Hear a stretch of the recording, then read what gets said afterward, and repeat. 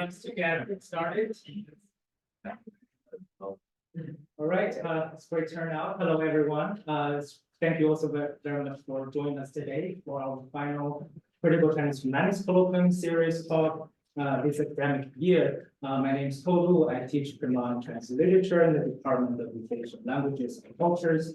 As the coordinator of the talk series, before we start, I would like to first thank our sponsors for their support of today's events.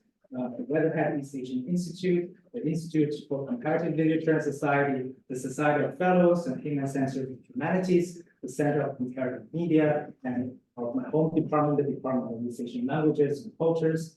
And I would also like to thank our graduate assistant, Peter Chen, for his wonderful work with the complicated logistics and for help coordinating this talk series this whole year. Today is my great pleasure and honor to introduce our speaker to you all, Professor Wu Zhu, even though I'm sure many of you here in the audience are familiar with our guest and his work. Professor Zhu is Assistant Professor of History in the History Department at Wharton University in St. Louis. He received his PhD in History from Columbia, and after receiving his PhD, he served as the coordinator of the MA program and as a lecturer of discipline in the Department of East Asian Language and Cultures here. So it's truly a homecoming, and we're very happy to invite you back. Professor Zhu's research focuses on modern Chinese history and global history, especially through the lens of information and information communication technologies. And his monograph, Codes of Modernity, Chinese Scripts in the Global Information Age, was just published last year, 2023, with Columbia University Press. It is a really extraordinarily compelling research, and myself, I'm very inspired by a lot of insight in this book. And I don't want to give away too much because I do want the audience to get a copy and read it. But Professor Zhu just presented a fascinating account of China's script reforms in the 20th century, it's a long century, and especially as a part of the story of the emergence of global information age. And just Professor Zhu really reveals and shows his politics, information politics, and within China so beyond, and expanding the discussions of script and script reforms by incorporating various regions of knowledge and disciplines such as labor theory, literacy, and bureaucratic infrastructure of information, and also materiality, like the actual technology of communication. So I really encourage the audience to have a copy and read the book. And today we are very pleased to have Professor Zhu to share with us this ongoing new project, which I think is also a continuation of his interest in codes and scripts and modernity and information communication technology in a global context. So the title of this talk is Digital Ideograph and Executing History of Unicode. And we're very excited to learn more about this subject. Before I turn right into Professor Zhu, I just want to really quick say a few things about how we use today's 9 minutes, because it is our hope that our talk series can feature both lecture and conversation. So the first part of today's event is Professor Zhu will spend 40 to 45 minutes to share with us his research. And after that, Professor Shang Wei will act as interlocutor and conversation discussion with Professor Zhu on some of the themes, the topics emerging in this research, and perhaps will also give an opportunity to really contextualize the research a little bit more. And after that, we'll open to broader discussion. So without further ado, I will turn everything to Professor Zhu, and then please join me in welcoming.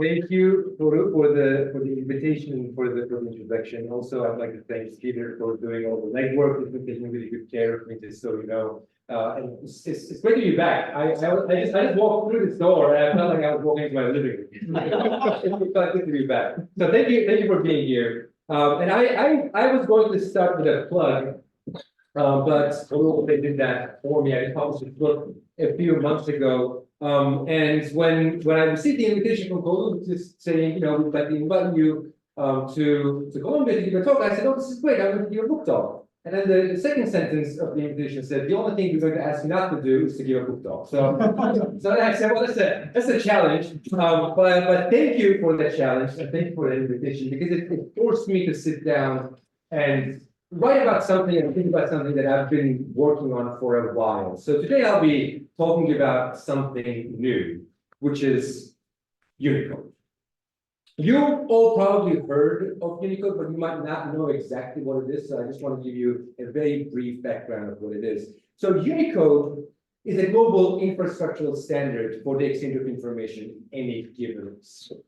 So we all use Unicode literally all the time. We use it when we open a Word document. We use it when we text our friends. We use it when we write something in English or Arabic or Chinese or Japanese or an emoji. What Unicode does is to take these characters, and that's what Unicode calls them, characters, and convert them into a code standard. And that standard is basically a string of ones and zeros. So that's what Unicode is. It gives a unique standard code to every component in every single script. And as such, it is one of those invisible infrastructures that make the society run, economy function, and communication happen. What makes Unicode work as a global standard is the Unicode consortium, which is today made up of thousands of people, linguists, scholars, typographers, software engineers, and so on. The consortium is still very young. It was established in 1991, and the very first Unicode standard was published in 1993, so just 2 years after the establishment of the consortium. And since then, Unicode has been essential to our daily lives. Without Unicode, banks would not be able to transfer funds, the internet would come crashing down, the world economy would likely face a catastrophe, and without social media, we would all be so bored. So given how critical Unicode is to our daily lives, it is in fact surprising that we know almost nothing about its history. The only historical narrative that we have of Unicode is by Unicode engineers themselves who would like to tell a story of triumph. Recently, for instance, Mark Davis, who was one of the co-founders of the Unicode consortium, gave a lecture on YouTube on the history of Unicode. And he started this lecture with the famous painting, the 16th century painting of the Tower of Babel, with the words "the before times" printed on them. The before times that he was referring to was the 1980s, that is before the age of Unicode. He said before Unicode, there were hundreds of different character encodings for text, which made an unholy mess.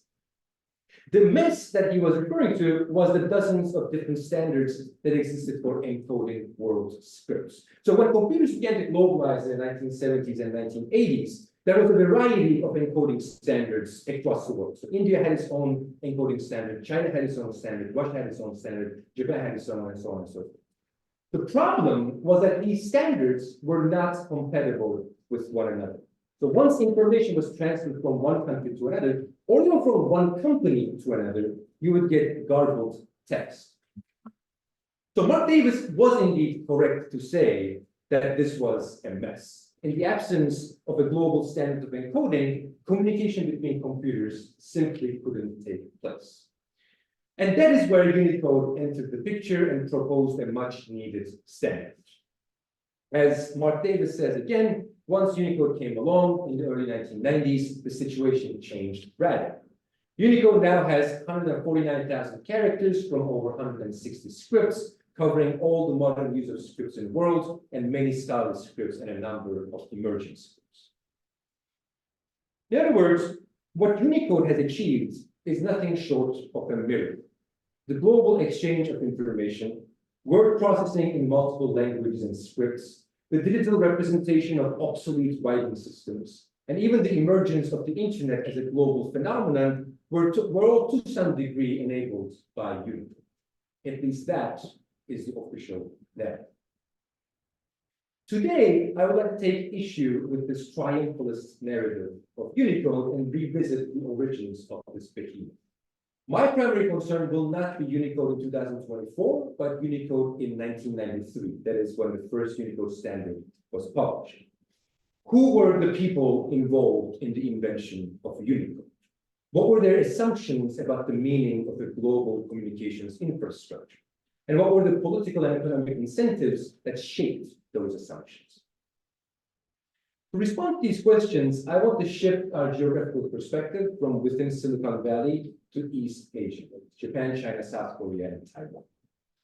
When Unicode engineers were trying to come up with a global standard, the biggest problem they had was that of the ideograph. This is not a term that I personally like using, but this is the term that Unicode engineers themselves were using to refer to Chinese, Japanese, and Korean characters, Hanzi, Kanji, and Mancha. The ideograph was the most central concern for the engineers of Unicode, because the sheer number of ideographs simply did not fit the encoding technology available at the time.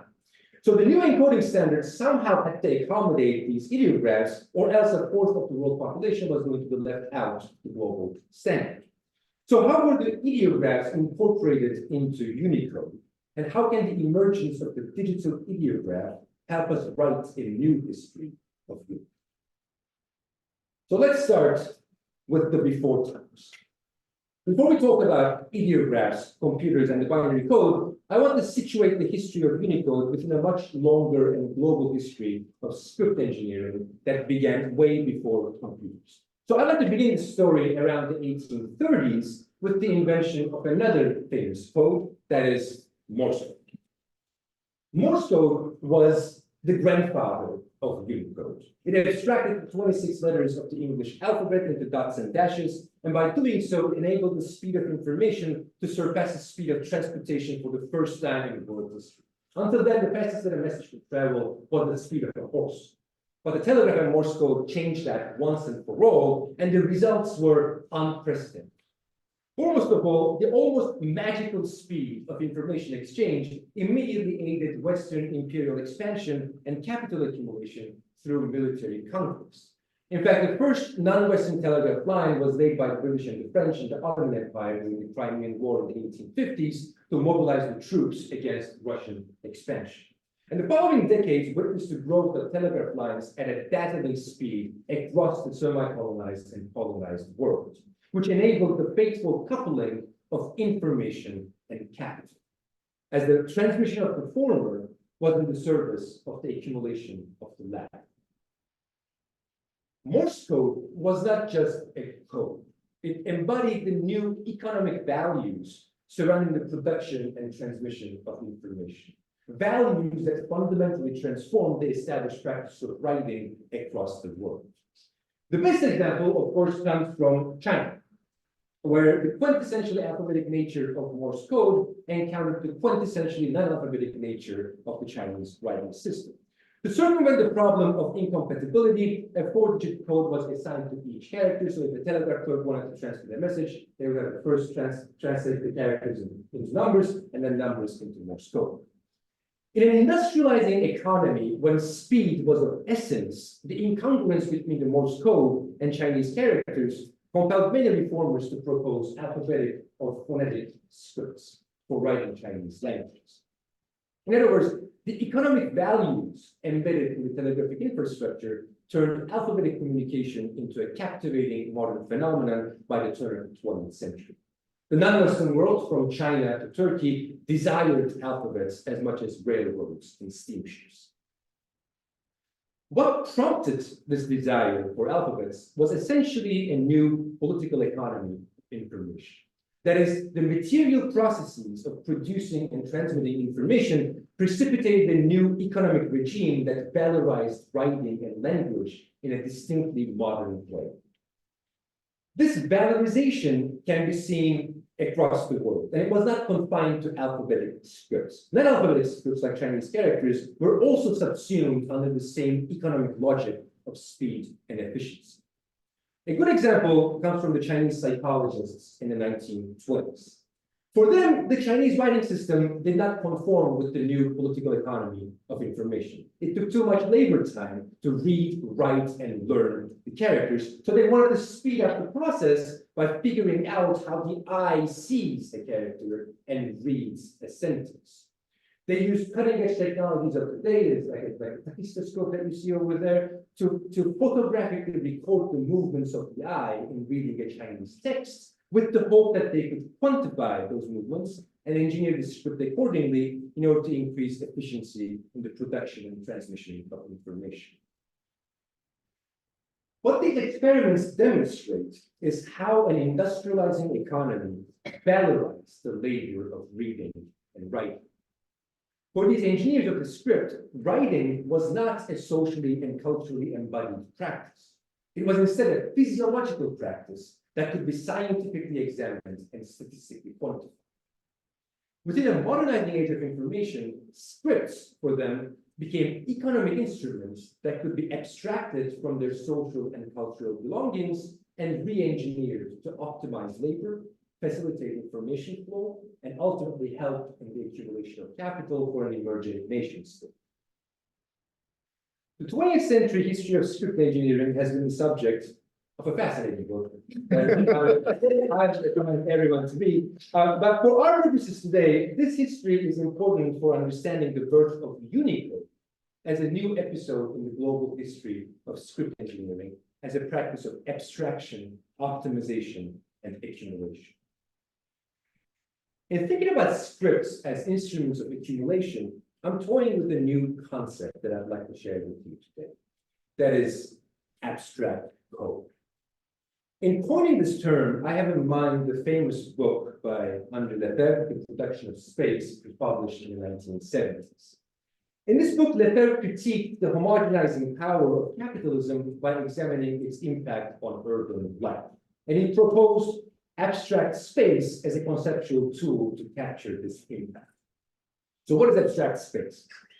According to Lefebvre, capitalism operated through converting the politically and socially and culturally inhabited spaces and neighborhoods into abstract space. That is, spaces that were quantified and commodified and thus made exchangeable on the market.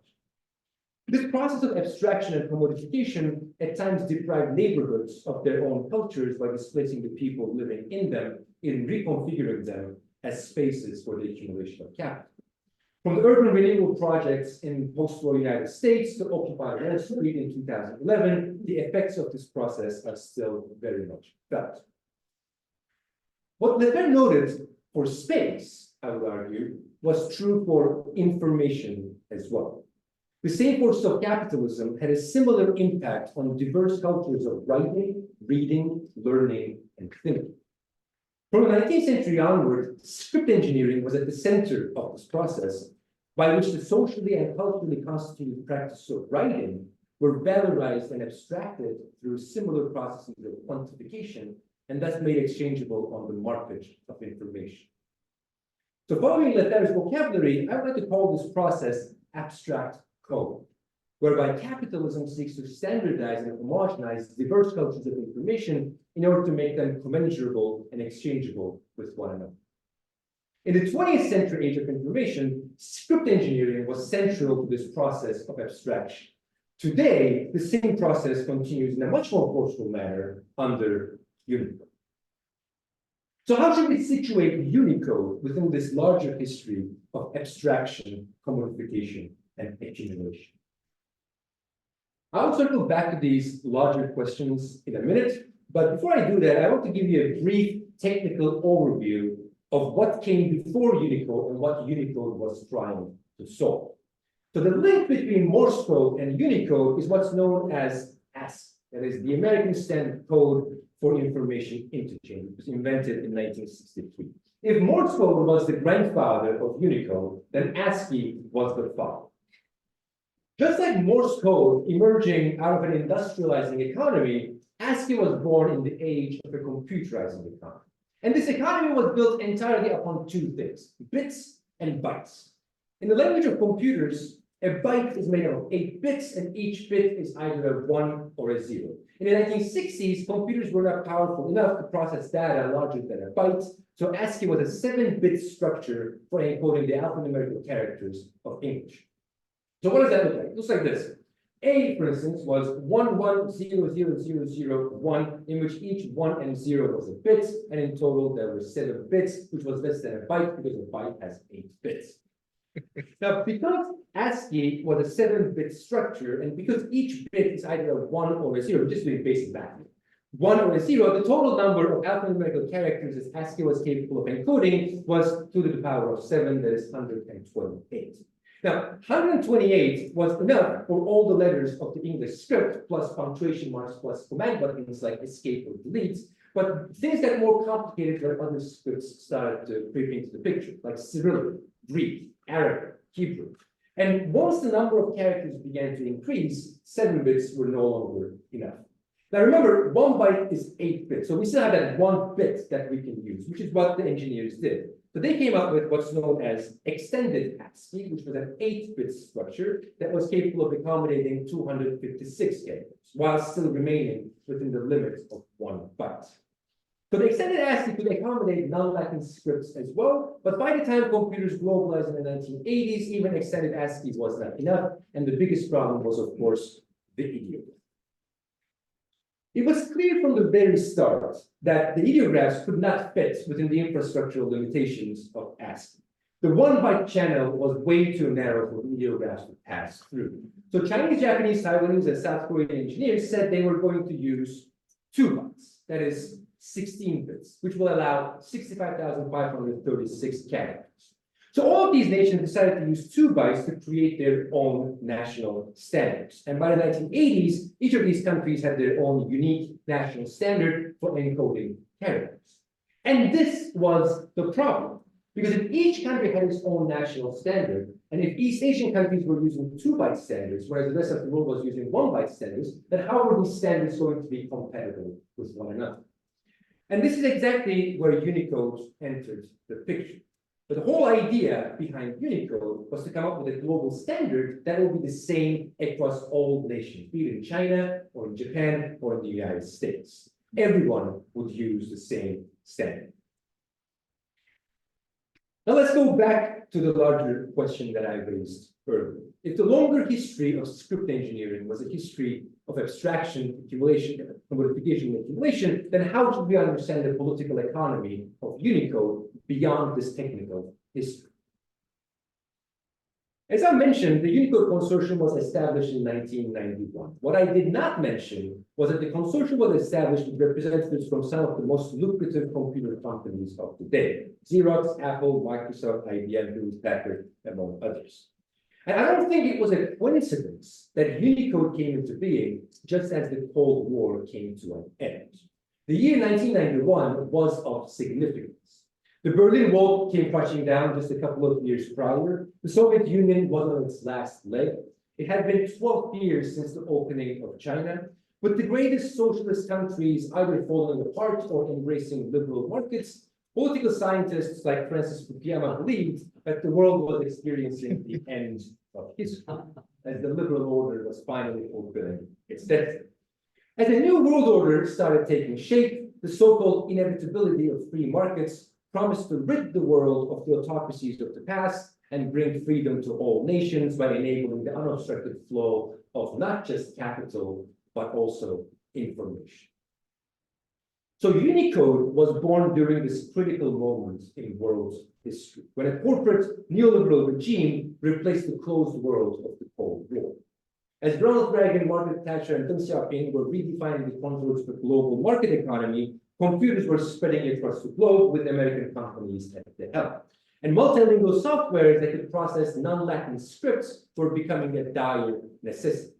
It is very telling that Unicode as a global standard was engineered by these American companies that embodied the neoliberal principles of free market, free capital, and free information. We can observe the significance of this neoliberal political economy when we look at the original inventors of Unicode. The main architect of Unicode was named Joseph D. Becker. And most of the information that I'm sharing with you today is coming from his archives that he donated to Stanford. So Becker was the most important figure in the development of Unicode. He was interested in languages since his teenage years. In his own words, this interest began with Sputnik in 1957 when he was 13 years old. Later in college, he said, I wanted to study the weirdest language I could find, something that would seem like Martian. So I started studying Chinese. But now I know that if you want to learn to think like a Martian, you should study Japanese instead of, I have no idea what's going on. The point is, Becker's interest in world languages from childhood eventually made him the most important script engineer, I would say, in world history. In 1981, he was among the team that produced the first commercial Xerox-style workstation. By 1983, Xerox designed separate keyboards for English, Spanish, French, German, Russian, Japanese, and Chinese, and was developing new ones for Arabic, Hebrew, and Korean. In other words, Becker was personally invested and involved in the creation of multilingual word processors. And there were two reasons for Becker's interest. One was obvious, that is, corporate expansion into emerging markets of information. The second one was a business contract that Xerox had with the Voice of America. The Voice of America was the leading international radio broadcaster which disseminated American news and propaganda since its establishment in 1942 during the Second World War. The VOA comprised a global network of correspondents that worked in 43 languages, which included scripts that were difficult for computers to handle, like Chinese, Japanese, Pashto, or Bengali. So by the 1980s, the VOA decided to invest in $1 billion modernization program and signed a contract with Xerox to use multilingual word processors to facilitate the dissemination of American news and propaganda. As Joe Becker himself said, Xerox's contract with the Voice of America calls for us to add about a dozen really weird languages, from Azerbaijani to Khmer to Pashto. After that, we'll surely be ready for Martian when there is a custom. In other words, America's propaganda network assisted Xerox to reach new markets, possibly even Mars. Xerox was not the only company that had its eyes on the world markets. Around the same time, Apple was also making headway in the world of non-Latin scripts. And in 1987, three engineers, Joe Becker, Lee Collins, and Mark Davis, came together to discuss the possibility of engineering a global infrastructure that could incorporate all the scripts in the world. The following year, Becker published a seminal article that defined Unicode as a wide-body ASCII that has been stretched to 16 bits to encompass the characters of all the world's living languages. And he proposed to assign an absolute and unambiguous 16-bit number to a distinct character. What started with these three men very quickly expanded to include engineers from small and large companies, and in January 1991, the Unicode Consortium was established. From its origins to its incorporation, Unicode embedded the neoliberal values of an emergent information economy. These values were bound with deeper fantasies about what Unicode could achieve. As one representative from Hewlett-Packard noted, once Unicode has become part of the natural order, it will doubtless be a stepping stone for many new, undreamed of ones to come, whose applications go off into the mists of science fiction. A single code standard, applicable universally, is the only way to ensure dialogue between all languages, all scripts, and all people.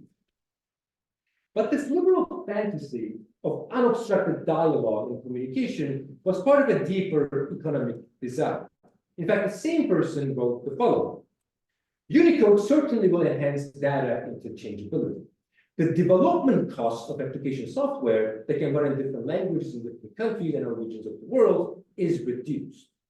Past development processes, which use the piecemeal approach to create localized products, will be replaced by new, faster processes to allow companies to introduce products simultaneously worldwide.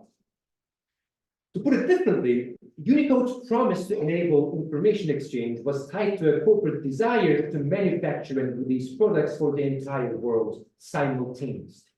The existence of different national standards of encoding made it extremely cumbersome for these companies to release their products in different countries.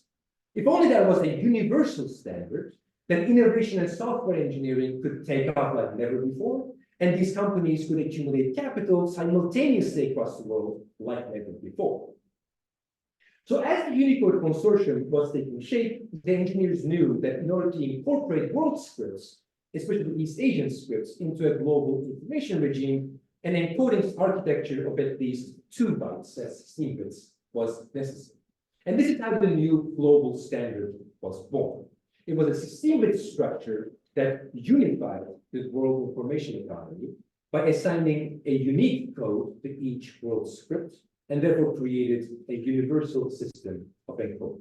Unified, unique, and universal, in short, Unicode. This 16 bits architecture is really important to understand because that is not what we use today. Today, Unicode's infrastructure allows for the representation of more than 1 million characters, but that was not the case when Unicode was born for the first time. Because of the technological limitations of the 1980s, Unicode only had a 16-bit structure that yielded 65,536 code positions, which was significantly below the necessary number for unifying all the different national encoding standards. In other words, in order to engineer a global information infrastructure, the whole world had to fit into 65,536 bit sequences. That is, the alleged universalism of Unicode was limited by its very nature. And it demonstrated how the corporate demands of a neoliberal economy forced the national standards of encoding to be disassembled so that they can be reassembled under global supranational standards. To put it differently, Unicode's success depended on its ability to abstract all world scripts into a unified 16-bit sequence of zeros and ones. The abstraction of writing as a cultural phenomenon into information as an economic phenomenon had been a driving force of the information age since the 19th century. But the homogenizing power of this economy reached a new height with Unicode. Unicode's capacity for abstraction was so powerful that it made world scripts commensurable with one another for the first time in history. Unicode was a watershed in the world history of writing. With Unicode, a Chinese character was commensurable with an English letter or a Russian letter because they were all defined as units of data. Each alphabetical letter or Japanese kana or Chinese character occupied exactly the same space in Unicode as they were all converted into 16 bits. Unicode, in many ways, was the ultimate embodiment of what I previously called abstract code. That is, the process by which capitalism homogenized diverse cultures of information in order to make them commensurable and exchangeable with one another. But this process of abstraction was not without its tensions and contradictions. One major point of contention was the sheer number of ideographs. The East Asian market of ideographs was the biggest market that the American companies were expanding into, and the first thing that they wanted to do was to get rid of the national standards in China, Taiwan, South Korea, and Japan. Joe Becker was personally invested in this problem. As I mentioned, the problem was that each country already had its own national standard that had somewhere between 6,000 to 20,000 ideographs, depending on the country. But these were just ideographs that were more or less frequently used. If each country wanted to include all the historical ideographs into their national standards, then each standard would have well above 50,000 characters, so the total number of characters would exceed 200,000, which was well beyond the 65,000 something characters that Unicode was capable of accounting. So how were ideographs going to make it into the global standard? The only possible solution, at least for Becker, was for the four nations to work together and come up with a unified system of encoding, variously named as CJK, that's Chinese, Japanese, Korean, Han unification, or Uni-Han. The unification and standardization of ideographs was the greatest engineering problem that Unicode had to overcome, because without CJK, there would be no global standard. Joe Becker firmly believed in the necessity to unify ideographs. And from a purely technical engineering perspective, he was correct in claiming that the ideographs could be unified. Take this ideograph, for instance. Just by looking at it, we wouldn't be able to say whether it's Japanese or Chinese or Korean, but it was encoded as 3224 in the Japanese standard, 4190 in the PRC standard, 85CD in the ROC standard, 6370 in the South Korean standard, all for the same ideograph. So from the perspective of American companies and engineers, unification sought to eliminate redundancy and repetition. And Becker took it one step further. Unicode is built on what's known as the character glyph model. A Unicode character does not have a shape. It is just a string of numbers. It is an absolute abstraction. A glyph is what gives it the shape, but a glyph is also an abstraction. It's a graphic abstraction. So think of the letter G. Is everyone thinking of the letter G? Whatever it is that you're thinking right now is not the same as whatever it is that the person next to you is, right? This is sort of a mental image, the abstract G that you do. That is the glyph. Now, what brings together the abstract code, the abstract character, and the abstract glyph is what we know as a font architecture. So a font architecture takes the abstraction of the code and then takes the glyph and then renders it visually into something that we see. Becker wanted to employ the same character glyph model to ideographs. So he said, let's take the example of chicken, which has 4 different typographic variants, or in the words of Unicode, glyphs. The first 2 are traditional Chinese, the third is simplified Chinese, and the fourth is the Japanese simplified version. Since all of these ideographs represent the same abstract concept, that is a chicken, Becker argued that they could all be abstracted into the same sequence of 16 bits. So the sequence would be the abstract character, which would be rendered differently through different fonts in different national contexts. That way, said Becker, we could reduce 4 code positions into 1 code position. And following a similar logic, one could do the same for simplified and traditional characters too. They could all be abstracted into a common sequence of bits that could be visually rendered in different typographic forms in different countries. Now, from an engineer's perspective, this made perfect sense because Becker thought of scripts simply as technological instruments. But in doing so, he completely disregarded the social, cultural, and political histories of Hanzi, Kanji, and Kanji. The nationalization and standardization of ideographs had been a long and contested issue in East Asia since the early 20th century, because it was interwoven with greater political projects. The PRC, for instance, simplified characters in the 1950s to standardize and territorialize a socialist information. The nationalist government in Taiwan decided to keep the traditional characters, partly as a conservative reaction to the communists. In Japan and South Korea, the issue of character standardization was loaded with a colonial and imperial baggage. In each of these nation states, the final form of characters, or ideographs, was not simply a variation in glyph. In some cases, they were hard-won political battles that took decades to finalize. And that is why the representatives from East Asia simply did not agree with one another. The Japanese national body, for instance, commented on the unification project with the following statement. We view that ideographic characters used for the Japanese language, kanji, is significantly different in use and definition from the ideographic characters used in Chinese or Korean languages, Hanzo and Hanja. Thus, kanji should be regarded as a different script. In fact, computer engineering optimization concerns should not be driving character selection criteria. It is clear that 2-byte characters can provide no more than a temporary solution simply because there are over 65,536 characters in the world. The Chinese national body was also not happy with unification because it argued that simplified and traditional Chinese characters should not be separate from one another. They said there is only one kind of Chinese ideographic script, and it includes 2 subsets, simplified and unsimplified. They were clearly making a political case about how the PRC and Taiwan were one and the same. South Korea, on the other hand, had the opposite position. They said the simplified characters, systematically created in China since the 1950s, are not the Han characters from the point of view of the Japanese and Korean peoples. They should not be mixed with the Han characters. In other words, even the definition of what constitutes an ideograph was a politically charged issue. These problems were not simply about national pride, as Becker argued. Instead, they indicated the contradictions that emerged out of the deterritorialization of national information economies in the interest of an expanding global. Just like the arduous process of script engineering that took place earlier in the 20th century, the re-standardization of scripts brought with it a new, painful era of negotiations. As Becker himself put it, there is no painless solution for encoding ideographic characters, and they cannot be ignored since they outnumber all the other characters put together by an order of magnitude. So it is not a question of eliminating pain, but rather of distributing it optimally.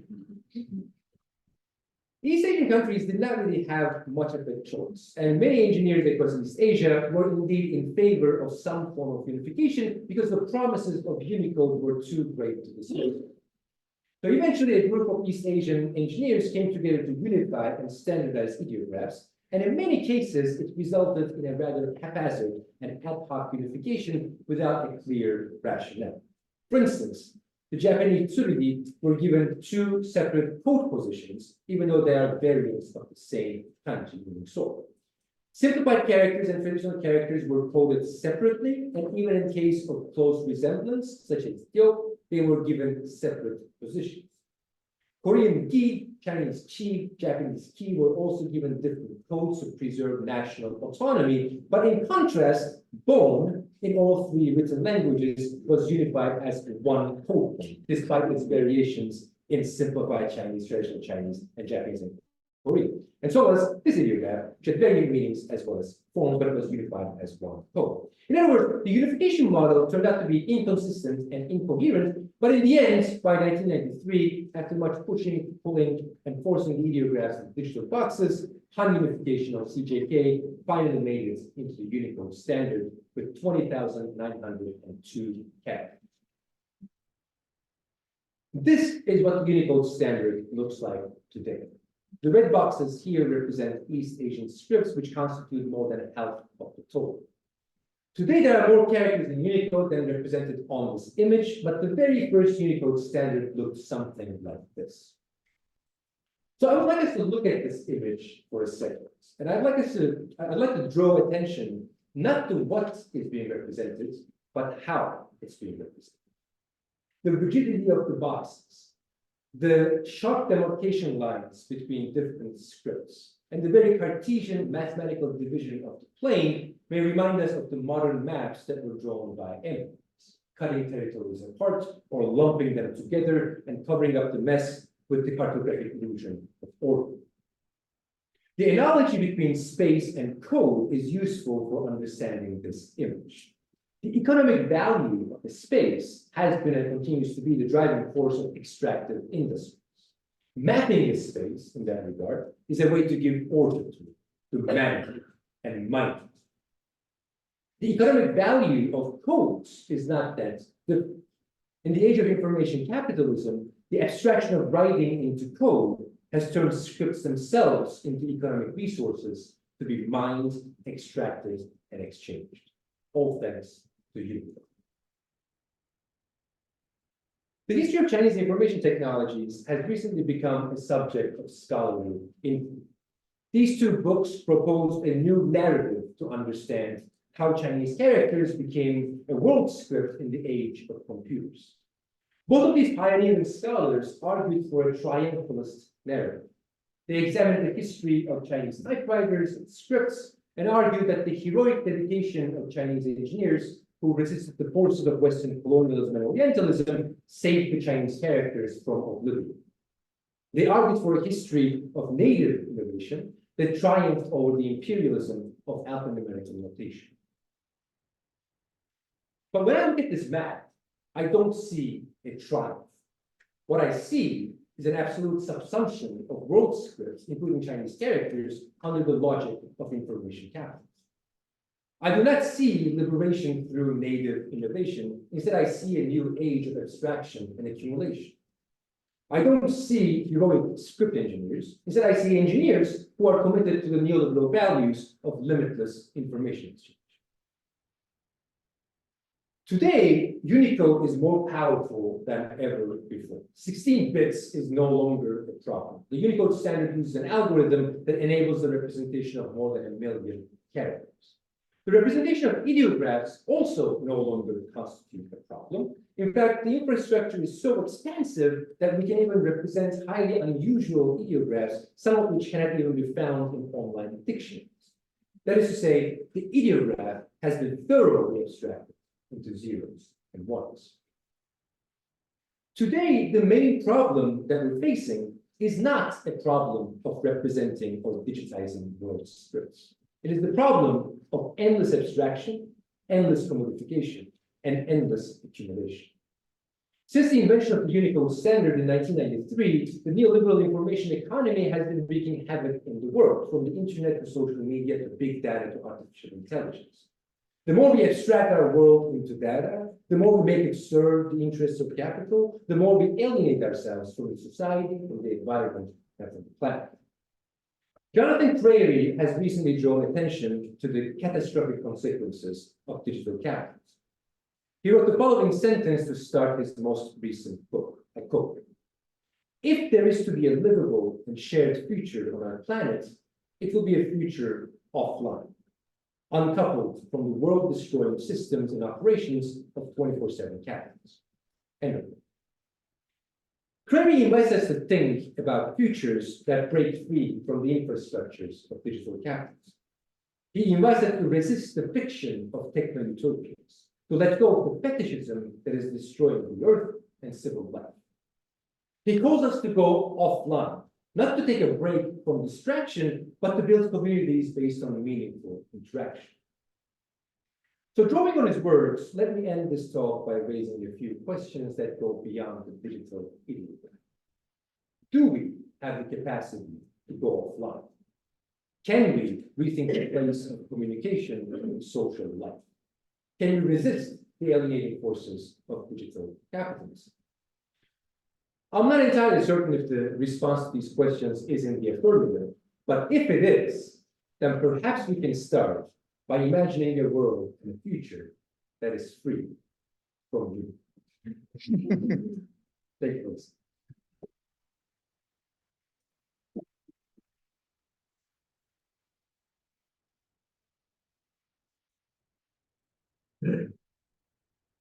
All right, so we're supposed to sit here. Before I forget, this one, the previous slides. I think there's this political system can process Shi's attention. I don't know if they do, but they can. They can. Yeah. Okay. So that, I think that will be the new question for. Now we can come up with a system that cannot be processed by the initial model. The character is in the model, right? Yeah. Great. Well, thank you. Welcome back to the Parliament, and you know that in the first of our guest speakers who been talking this room since 2020. It's hard to believe, right? Not eventually just moved back from Europe, used to be in business. Just that chapter about Congress history. Yeah, from what I have said, that was that particular chapter, but luckily, the business people will also come, talk, right? Yes, it's wonderful, right? It's really thank you for sharing your perspective. So, sorry, yeah, and this fascinating research on we have all heard about this, but it's truly wonderful to learn about this history, how started and how expanded the business empire by creating this global structure. I can still see where it comes from. Maybe the critique of this sort of the new liberal paradigm of information economy. And indeed, their engineers kind of set up a new standard, international standard, right? Other nations, our Western nations have to follow in order to be included. Otherwise, they won't. Right? And they do so very often at the expense of their native writing systems, as you powerfully argue, right? So I think that's a very, very, it's very provoking turn out probably later. And look at the technology itself, right? I think you don't accept this China, narrative, right? So because it's always Chinese scripts being criticized as something backward, hard to learn, incompatible with the companies. And it has to do with, their understanding this hierarchy of scripts, right? The Chinese ideograph. I agree with you, the term is highly problematic. It has a long history in Europe, right? With all the biases and biases. But let's just use this term. it seems that, almost all the Chinese intellectuals, the first half of the 20th century, really embrace the view that, the Chinese script is backward because it's ideograph, right? And it's nearly the bottom of the hierarchy of the scripts, right? So the only way you move forward is to replace it with alphabetic, phonetic scripts, right? So, and then you talk about this character glyph model, right? They basically say this is what, can describe as a digitizing Gutenberg chart. So it brings us back to movable type, right? It's almost like what's the involvement of it, right? We didn't further elaborate what does it mean. So I wonder, because I have the privilege of reading the written version of the talk, which is much longer. So I wonder, because it did say something in your written, right? Do you want to just? Sure. So the fascinating thing about the character glyph model is that it is, as I said, it's very abstract, right? Character itself is just an abstraction, which is string, and then glyph is also just an abstraction. So it sort of begs the question whether coming up with this model, they ask the question, well, what is a character? How exactly do we want to define a character? Do we really need to say that letter A, that the lowercase letter A and uppercase letter A are different characters? Or can we say that they're the same character? So how exactly are we going to define what a character is? And there is a really fascinating discussion that goes on at the time, because I think it's not just a technical question, it's a philosophical question as well. Like how exactly are we going to abstract writing systems into something, into bits? But because Unicode happens so fast, what is this going down the model? Move fast and break things? Yeah, exactly. That's exactly what happens to Unicode too. They move really fast. In order to move fast, they say, okay, you know what, we're gonna stop these political questions about what a character is, and instead we're just gonna go back to what we know best, which is the Gutenberg model of thinking about a character. So each character is basically like a movable metal. So 65,536 characters is like a giant digital typesetting box. But that's what it turns out to be. It didn't have to be that way. There are, in fact, right now, typographers are working with different ideas of what a character means. But at the time, in order to do it really fast, they embraced this very Gutenberg-like paradigm. And I think it's really important for understanding the East Asian side of the story, because that paradigm fits really well with Chinese characters, or obviously with ideographs in general, because it's a history of printing has been so long in China, it wasn't really that difficult to turn each character into each Chinese character, all these characters. Each ideograph into a Unicode character, but in doing so, it follows the same logic. So I think this was one thing that I talked about in the book, in which there was a contingency, and I think this contingency is important to remember, that Chinese characters just fit this model really well, which made it possible for the ideographs to become part of Unicode without too much trouble. But that was the argument that I raised. Well, this is really fascinating because I understand, the argument about the abstract code, right? I think it's just another kind of technology, right? The question I have here is that what is its broader ramifications for us to understanding both the phonetic scripts and ideographs. Or do you think that this is that area that doesn't go anywhere if we follow this pattern?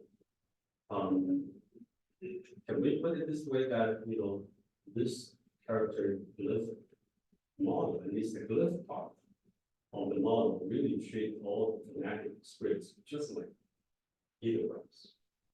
Instead of the other way around, that's the most code did, right? That's the failure that didn't go anywhere.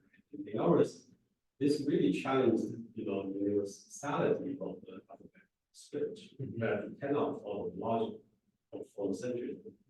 Because if you follow that logic, you can only reproduce sentences, right? You cannot get into how the system works, right? So in that way, yes, this really gets us to think about what is ideograph. And not only that, but also get us to think about phonetic script. Because we follow the logic of phonetic script, it doesn't go anywhere, right? Unless you come up with this character model, then you can create this, global, right, communication infrastructure. So it does have, again, I'm not getting into debate which is superior, right? Phonetic script or ideograph. But I think it's not just touching on the surface of things, but it really gives us to rethink. I think certain place in the talk, in the written version, you say, well, this offered an alternative way of redefine the paraphrasing, the basic components of any given script. Yeah, I think that is a very profound statement. So do you want to think for, in that direction? I think that would be something that would be, and then I think immediately also follow up on this later on, right? So very quickly, so I think you also try to situate the birth of Unicode in the larger and global history of what you describe as a script engineering. And that leads us back to this book.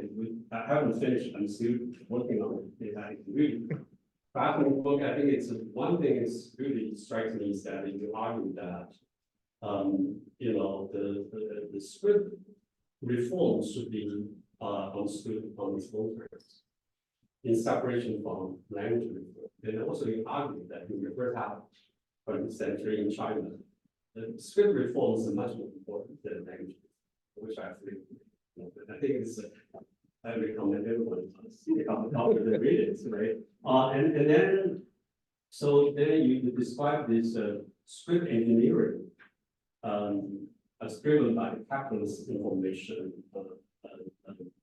economy, and later re-enhanced by this, neoliberal regime of the economy, globalization, late 20th century. So, and I have just two small questions about that. One is that, what happened, because in your written version, you did talk about what happened in China, right, in the first half of the century. The one thing that struck me is that what happened in the first half of the 20th century, the script reform was basically spearheaded by left-leaning intellectuals, right? And if not by art and leftists, or even Marxists, right? And they are egalitarians to an extent, right? Because they really believe that the Chinese script becomes the main hospital of the mass education interest and so on. So they are, their goal is to build strong modern state, but not necessarily capitalist state, right? So I just want to how do you factor in the fact that they are Marxists, right? And they, of course, they have to build modern state on the basis of capitalist state, but then also they have to destroy the entire capitalist, state narratives in order to build socialism, right? So this is question one. The second question is that, basically this sequence, the new script, the Latinized the new script campaign, the main purpose is to use Latin alphabets, different kind of forms of the script, to sort of represent regional languages, so that commoners can make use of their regional dialects in learning how to read and how to express themselves, right? So that kind of campaign is mainly locally oriented, right? It's kind of a local centric, right? So it doesn't in any way help the state to build nationwide communication infrastructure, right? Only not abandoned some point, right? It's 1966, right? So I do want to point out two things that stand out in this the whole, argument about the information reach, the engineer information reach, right? Well, very briefly, these are two, which is. I think I can respond to both questions with one. You should go take you back to the argument of what please go and itself, which is that I really think script engineering of any form in the 19th and 20th century is an outcome of the political environment. So the way in which I'm thinking about it is not so much, well, when we think about script code in China, we sort of get into this debate of alphabet versus the right? And it's tug of war. But that was not really the case at all times. In many cases, there was, like forms. It was never really meant to replace Chinese language, which happened. It was going to be existing together with Chinese language. So when we look at all of the engineering projects together, I think what's really important to recognize is that they were all trying to solve a fundamental problem, which is the transformation of language in China and across the world. So there was a new temporality of reading and writing and thinking that all of these people were trying to come to terms with. Now, the way in which you respond to that sort of new temporality is what makes scripts a political project. And that is why, throughout the book, and I didn't do so much in the talk, throughout the book, I tried to emphasize how each script was really a political project on its own. Because what exactly does it mean to politicize this? What exactly does it mean to do that? So it wasn't so much about necessarily a state building, even though in certain cases it was directed with a state building, such as such as opinion. But in other cases, it was a different kind of politics that wasn't really about state building, such as cities. So I think it's just, once we, detach the argument or the discussion from this type of war between characters and political spirit, then we can really see the variety of politics that were involved in the issues. Okay, great. So I will finish by bringing us back to today's talk, right? You show very powerfully that this is Unicode model is driven by profits, competition for market dominance and so on. But on the other hand, this kind of model is faces criticism not only on the left but also on the right. So I'm curious how you position yourself politically in this rapidly changing political landscape. Right now, that the nationalism on the rise, not only here in the West, but elsewhere in the world, and also the neoliberalism is pronounced dead, right? And it's not fully dead yet. But so I'm curious that how to position yourself, right? Right? We are now looking back, and some people would not talk about this problem. With all its problems, but now we're talking about each nation build its own technological system which is not compatible with other countries, and both sides will have to lobby other countries to buy money to subscribe to my system. The world will become more fragmentary and divided. So I'm curious what your take on this. That's a great question. I don't know if I have a response to that. I'm trying to figure that out myself, because it's essentially a question about, well, how should we think about information technology at large, right? How should we think about the history of information technology? How should we think about the making of information technology today? And again, this is where I kind of I draw my inspiration from the Chinese script reformers. Is for them there wasn't either this or that. There were so many different, a wide variety of politics that they were involved in. And I think it is important we ought to take inspiration from that, to think about a wide variety of politics, rather than not just it's going to be a leftist speaking or a right speaking, but what are the different kinds of possibilities that we have that come from different information. Well, I think that's a great answer. Yeah. And you just remind me somewhere in the recent work of the talk, you mentioned Xerox worked closely with the VOA, Voice of America, to help spread American government's news and propaganda. Right? So that really reduced the hidden aspect of these, the kind of global, paradigm of the information empowerment. Right? basically governments and private companies work together and maintaining the dominance over the world. Okay? So that is also the other aspect of this neoliberal paradigm, right? So I think, yes, we have to do the specific political contextual analysis in each case, right? Each case has its own politics, and maybe that's the way out. Yeah. Thank you so much. Yeah, I think we'll start.